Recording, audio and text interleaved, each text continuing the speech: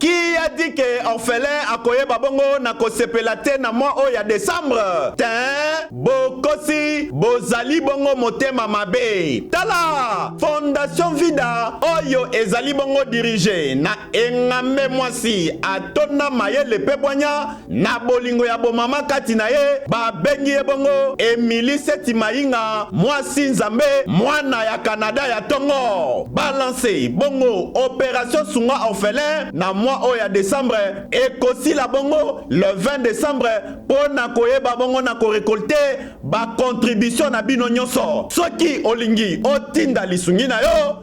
Lelo toyena banda kuna bino ko frapper pour na koluka aide.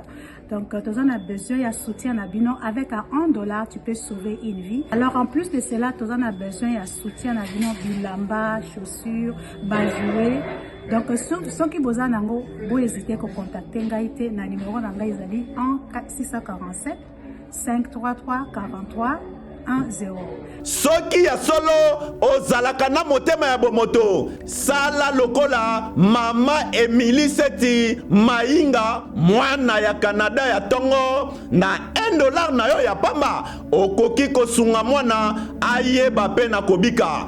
Fondation Vida ya solo olakisi ya solo ete bolingo ya bonzambe ezali kati na bino pe Emily Seti Mainga ozali penda solo moto nzambe ndenge bazali kobenga yo. Pour coller l'utile à l'agréable, awa na Kinshasa délégation moko ya Fondation Vida bakitaki bongo na commune ya Kisenso na orphelinat La Miséricorde.